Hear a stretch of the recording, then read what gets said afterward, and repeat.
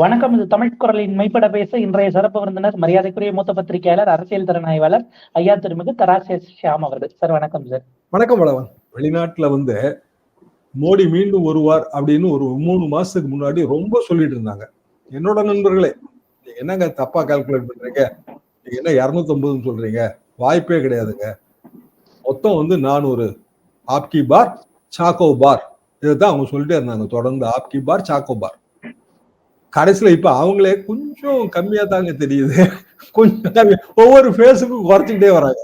கொஞ்சம் குறையிற மாதிரி தெரியுது. எவ்வளவுங்க குறைவுன்னு, கொஞ்சம் 300 எடுக்கிறது கஷ்டம் தாங்க அப்படின்னு இப்ப சொல்ல ஆரம்பிச்சிட்டாங்க. அப்போ 3வது ஃபேஸ் 4வது ஃபேஸ் முடியும் போது இன்னும் கொஞ்சம் கம்மியா தெரியுதுங்க. ஒரு 250 வரைக்கும் வருமா. கடைசியில் நம்ம ஃபிகருக்கு நிக்க போறாங்க. எனக்கு நல்லா தெரியும். என்ன காரணம்னா, ஆப்போசிஷனோட unity, index of opposition unity ரொம்ப அதிகமா இருக்கு. ஆப்போசிஷன் யூனிட்டி இல்லாத மாநிலங்கள்லயே யார் ஜெயிச்சாலும் நான் பிஜேபி தான். அது வெஸ்ட் பெங்காலா இருந்தாலும் சரி, கேரளாவா இருந்தாலும் சரி. அப்போ ஒட்டு மொத்தத்துல வெறுமனே ஆப்போசிஷன் பாக்குறத விட நான் பிஜேபின்னு பாத்தீங்கன்னா உங்களுக்கு இந்த ரிசல்ட் தெளிவா தெரியும்.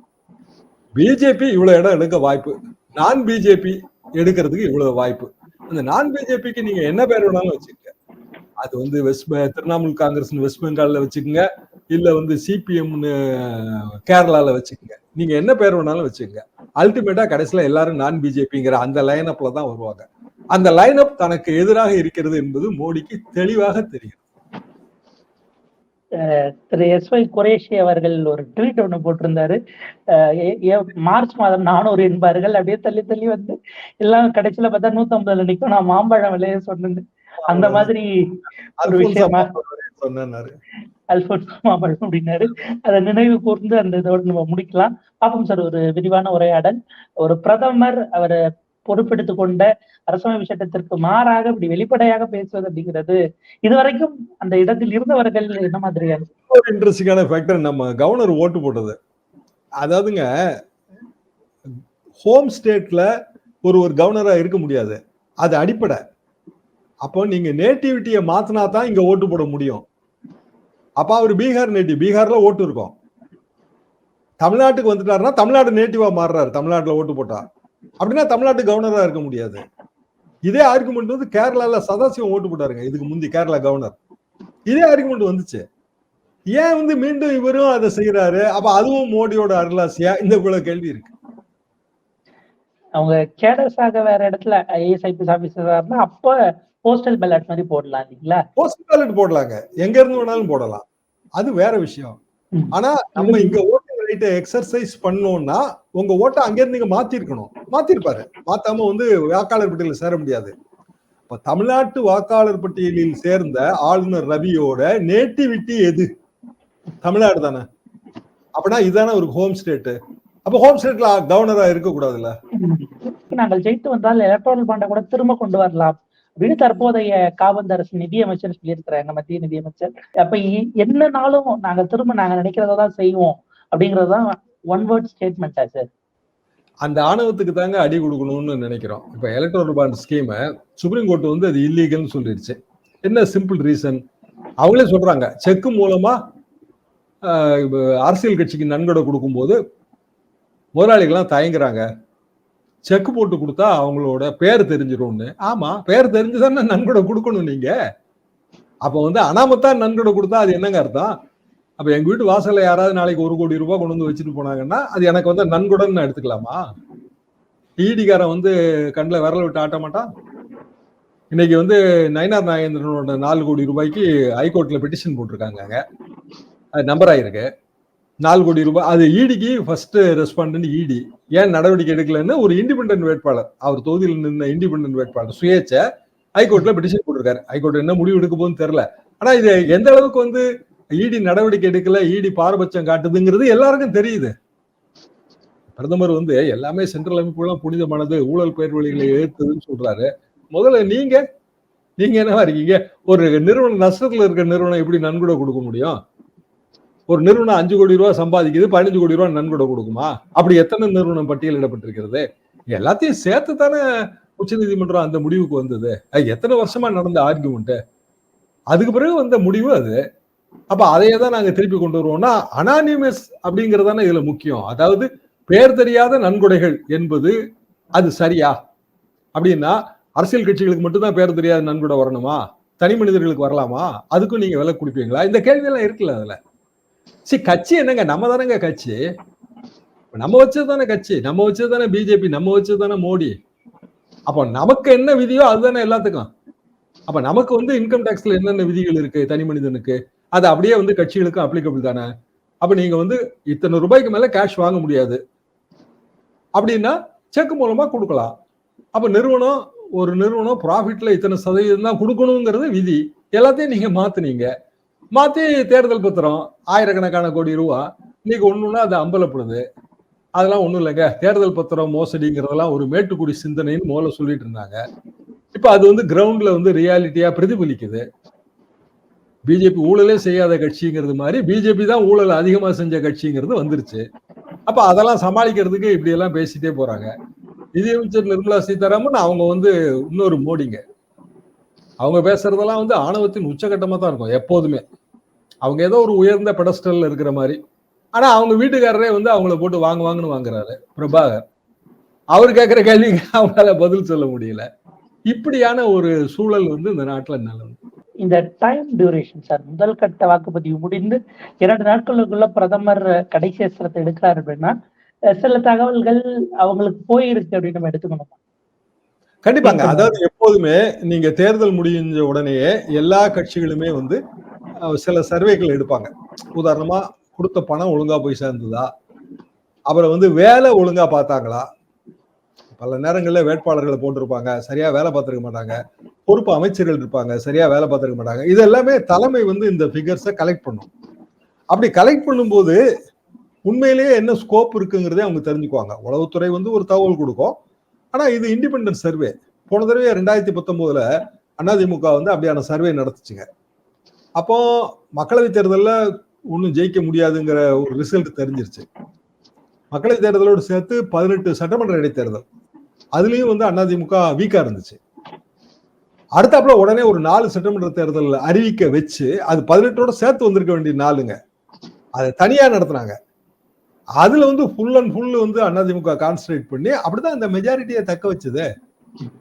இன்னமும் பாமக நிறுவனர் டாக்டர் ராமதாஸ் சொல்லுவாரு, எங்களோட கோஆபரேஷன் இருந்ததுனாலதான் நீங்க ஆட்சியில் இருந்தீங்க. என்ன காரணம்னா அந்த 18 நாள் 22 சட்டமன்ற தொகுதியில கூட்டணி கட்சிகளுக்கு எந்த பங்கும் கொடுக்கல. ஃபுல் அண்ட் ஃபுல் அதிமுகவே நின்றுச்சு. அப்படி நிற்கும் போதுதான் அவங்க வந்து 9 சீட்டோ 8 சீட்டோ ஜெயிச்சாங்க. அதுலதான் அந்த மெஜாரிட்டியை அவங்க தக்க வச்சாங்க. ஏன்னா 122ல இருந்து 116க்கு மெஜாரிட்டி லெவலுக்கு இறங்கிட்டாங்க. 117க்கும் கீழே இருந்தாங்க. மெஜாரிட்டி இல்லாம தான் அந்த அரசாங்கம் நடந்துகிட்டு இருந்தது பிஜேபி தயவால. பிஜேபி அதை அப்பப்போ சொல்லி காட்டும், எங்க தயவுல தானே நீங்க வந்து ஆட்சியை வச்சிருந்தீங்க அப்படின்னு. இதெல்லாம் வந்து ஒரு 4-5 வருஷம் கழிச்சு மனக்கசப்புகள் ஏற்படும் போது, தோழமை உணர்வு முறியும் போது வெளிவருகிற பகிரங்க உண்மை. ஆனா அது அப்பவே நம்ம சொல்லியிருப்போம். நீங்க பழைய வீடியோக்கள் எடுத்து பாத்தீங்கன்னா அப்பவே சொல்லியிருப்பேன். ஆனா யாரும் அதை வந்து பொருட்படுத்தி இருக்க மாட்டாங்க. இன்னைக்கு அது எல்லாமே வெட்ட வெளிச்சமா தெரியுது. அப்போ இதே சர்வே வந்து பிஜேபி எடுத்திருக்கல, முதல் கட்ட தேர்தல் முடிஞ்ச உடனே எடுத்திருக்கோம். அதுல மினிமம் எஸ்டிமேட்டுங்கிறது 30ங்க. இன்னும் குறைவா இருந்திருக்கும் அவங்களுக்கு. தமிழ்நாட்டை வந்து ஆகா ஓஹோ லயன் அண்ணாமலை தான் வந்து மிகப்பெரிய தலைவர், அவர் வந்து எல்லாரையும் விட பெரியவர், அண்ணாவை விட பெரியவர் இப்படின்னு அது ஒரு சொற்பிம்பம் இருந்துச்சு. அங்க பயங்கரமா டெல்லியில விபூதி அடிச்சு வச்சிருந்தாரு இவரு. இப்ப அது எல்லாமே வந்து வெளியில தெரிஞ்சிருக்கும். இங்க தமிழ்நாட்டுல எதுவுமே போனி ஆகாது பிஜேபிக்கு அப்படிங்கிறது நல்லாவே தெரிஞ்சிருக்கும். அது பிராக்டிகலி ஸ்பீக்கிங்க ஒரு 25 to 28 இடங்கள்ல பிஜேபி டெபாசிட் போயிடும். அதான் பிராக்டிகல் ரியாலிட்டி. இது தெரிய வரும் இல்லையா? அது எப்படி வந்து அவங்க ஒரு ஒப்பீனியன் போல், ஒரு எக்ஸிட் போல் மாதிரி ஒரு சர்வே எடுக்காம இருப்பாங்க? எல்லா கட்சியும் எடுக்கும். 7 கட்ட தேர்தலுக்குமே எடுக்கும். தமிழ்நாட்டுல இப்ப நம்ம எடுத்து முடிச்சிருப்போம். வட மாநிலங்கள்ல இப்ப எடுப்பாங்க. இந்த தேர்தல் முடிஞ்ச, இந்த வாக்குப்பதிவு முடிஞ்ச பிறகு எடுப்பாங்க. அப்ப எடுக்கதான் கோர்ஸ் கரெக்ஷன் வரும். அது எடுக்கலைன்னாலும் கஷ்டம். 7 கட்ட தேர்தல் நடக்கும்போது இப்படி எடுக்கலைன்னா கோர்ஸ் கரெக்ஷன் பண்ண முடியாது. அப்ப எடுத்த உடனே இந்த ரிசல்ட் வந்திருக்குங்க பிஜேபிக்கு. அதாவது 100 சொச்சம் தொகுதியிலையும் 102 தொகுதியிலையும் 15-20 கூட தேராதுங்கிற முடிவுக்கும் அவங்க வந்திருப்பாங்க. அப்போ அடுத்த கட்ட தேர்தலில் அதை ஈடுகட்டுறதுக்காக என்ன செய்யலாம் அப்படின்னா ராஜஸ்தான் அந்த காலத்திலேயே வந்து என்னோட அந்த 80s நான் பத்திரிகைலாம் இருக்கும்போது சதி மாதா ரூப் கன்வர்னு ஒரு கேர்ள் வந்து தற்கொலை பண்ணிக்கிட்டாங்க. 18 வயசு உடன்கட்ட ஏத்தப்பட்டாள்ங்கிறது தான் அதுல பெரிய பிரச்சனை. அதை அஸ்தியெல்லாம் எடுத்துட்டு ஊர்வலமா போய் சதிமாதான்னு சொன்னது பிஜேபி தான். அப்பவுமே பெரிய எதிர்ப்பு நகர்ப்புறங்கள்ல இருந்துச்சு. சோ ராஜஸ்தான்ல இந்த உணர்வை தூண்டலாம், மத்திய பிரதேசத்துல தூண்டலாங்கிறது அவங்களுடைய எண்ணமா இருக்கும். இந்த பாகிஸ்தான் உணர்வு, அப்புறம் வந்து முஸ்லிம்களுக்கு ஆதரவானதுங்கிற ஒரு சொற்பிம்பம், அப்புறம் வந்து இந்த இந்து மத உணர்வுகளை தூண்டி விடுதல், இது எல்லாம் வந்து இப்போ ஒர்க் அவுட் ஆகாது. அதை இவங்க புரிஞ்சுக்கல. என்ன காரணம்னா வேலையின்மையும் பொருளாதாரமும் தான் இந்த தேர்தலோட பிரச்சனை, மதம் அல்ல. பாகிஸ்தான் ஒடிஞ்சு போய் கிடக்காங்க, அவங்க எங்க படையெடுத்து வர்றதுக்கு வாய்ப்பே இல்லை ராஜா, வாய்ப்பே இல்லை. அப்போ இயல்பாகவே வந்து பிரதமர் மோடி அவரோட கோர்ஸ் கரெக்ஷனாக இந்த 80க்கும் மேற்பட்ட தொகுதிகள்ல நடக்கிற செகண்ட் பேஸ் தேர்தல்ல இதை ஆயுதமா எடுத்திருக்காரு. நீங்க தேர்ட் பேஸ் பாருங்க, இன்னும் பயங்கரமான ஆயுதங்கள்லாம் எடுப்பாரு. பழைய படம் வந்துங்க சக்கரவர்த்தி திருமகன் ஒண்ணு உண்டு, அது எம்ஜிஆரும் NS கிருஷ்ணனும் ஒரு போட்டி பாட்டு டேப் அடிச்சு பாடுவாங்க. உலகத்திலேயே பயங்கரமான ஆயுதம் எதுன்னு எம்ஜிஆர் ஒரு கேள்வி கேட்பாரு. அதுக்கு NS கிருஷ்ணனால பதில் சொல்ல முடியாது. அவர் பல இதெல்லாம் சொல்லுவாரு, கத்தி ஈட்டி எல்லாம் சொல்லுவாரு. அதெல்லாம் இல்ல, உலகத்திலேயே பயங்கரமான ஆயுதம் எதுன்னா நயவஞ்சகர்களின் நாக்கு தான் அப்படிம்பாரு. நயவஞ்சகர்களின் நாக்கு, உண்மையிலேயே அதுதான் உலகத்தின் பயங்கரமான ஆயுதம். அதை நம்ம இந்த தேர்தலில் தொடர்ந்து பார்த்துட்டு வரோம். கடந்த காலத்தில் தேர்தல் ஆணையம் பால் தாக்கரேவுக்கு 6 ஆண்டுகள் தடை விதித்தது, ஒரு தேர்தலில் போட்டியிடவும் வாக்கு செலுத்தவும். ஏன்னா அவர் 10 வருஷத்துக்கு முன்னாடி மத ரீதியாக பேசினார் என்பதற்காக. அப்படிப்பட்ட சூழல்ல இன்னைக்கு அதே முதுகில் கூட தேர்தல் ஆணையம் செயல்படும் நம்பலாமா? நிறைவா நம்பவே வேண்டியது இல்லை. தேர்தல் ஆணையத்துக்கு எங்க முதுகெலும்பு இருக்கு? அதான் முறிச்சாச்சு. நம்ம புதிய சட்ட திருத்தம் கொண்டு வந்து முதுகெலும்பு முறிச்சாச்சு. இன்னைய தேதிக்கு எல்லா தேர்தல் ஆணையர்களும் பிரதமர் மோடியோட அவர்களோட அருளாசி பெற்றவங்க தானே தேர்தல் ஆணையர்களா இருக்காங்க.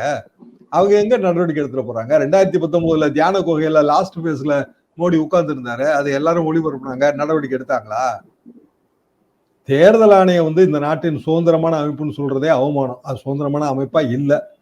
சிம்பிள் ரீசன் என்னன்னா, அதோட பெஸ்ட் ஃபார்முலா, அப்பாயிண்டிங் பெஸ்ட் ஃபார்முலாங்கிறது சுப்ரீம் கோர்ட் வச்சதுதான். ஒரு காலத்துல வந்துங்க எல்லா தேர்தல் ஆணையர்களையும் கவர்மெண்ட் தான் நியமிச்சிட்டு இருந்தது. பெரிசாஸ்திரி, சேஷன், அப்போ முதல் 3 மெம்பர் பாடி வரும்போது சேஷன் அப்போ தனியா இருந்தாரு, அப்புறம் 3 மெம்பரா மாறிச்சு இல்லைங்களா? எல்லாமே கவர்மெண்ட் நியமிச்சிட்டு இருந்து பிரச்சனை இல்லாம இருந்துச்சு. என்னன்னா ஓரளவுக்கு அவங்க வந்து நேர்மையா நடந்துக்கிட்டாங்க, பாரபட்சம் இல்லாம. அதுக்கு பிறகு இந்த புகார்கள் வந்த உடனே தான் அந்த ஃபார்முலாவை சுப்ரீம் கோர்ட் கொண்டு வந்தது. ஒருத்தர் வந்து கவர்மெண்ட் சைடு, ஒருத்தர் வந்து எதிர்கட்சிகள் சைடு, ஒருத்தர் வந்து சுப்ரீம் கோர்ட்டோட தலைமை நீதிபதி. இதுல என்ன பெரிய பிரச்சனையை இவங்க பார்த்துட்டாங்க? தலைமை நீதிபதியை தூக்கிட்டு அதுவும் பிரதமர் அப்பாயிண்டின்னு சட்டத்தையே திருத்தினாங்க. அப்ப நீங்க எல்லா தீர்ப்பையும் திருத்தலாம் அப்படின்னா அப்புறம் எதுக்கு தீர்ப்பே வழங்கணும்? அப்ப ஆட்டோமேட்டிக்காவே அதுல பேலன்ஸே இல்லாம போயிருது, லெவல் பிளேயிங் ஃபீல்டு இல்ல. 3 பேர்ல 2 பேர் வந்து மோடி அப்பாயிண்டி. அப்ப அவங்க என்ன பண்ணிட போறாங்க? மோடி என்ன சொன்னாலும் சரின்னு தான் போக போறாங்க. நடவடிக்கை எடுத்துருவாங்களா? எடுக்க மாட்டாங்க. அப்ப எப்போ நடவடிக்கை எடுக்கப்படும்? மோடி ஆட்சி அகன்ற பிறகு திருப்பி பழைய ஹேட் ஸ்பீச் எடுத்து சுப்ரீம் கோர்ட்டுக்கு போய் வழக்கு தொடர்ந்து அதுக்கு பிறகு நம்ம வந்து நடவடிக்கை எடுக்கலாம். அதுக்குள்ள மோடியே ரிட்டையர் ஆயிடுவாரு. ஏன்னா அவங்க கட்சி ரூல்ஸ் படி 75 இயர்ஸ்க்கு மேல பதவிக்கு வர முடியாது. அதனால அவரை இதெல்லாத்தையும் வச்சுதான் துணிச்சலா பேசுறாருங்க.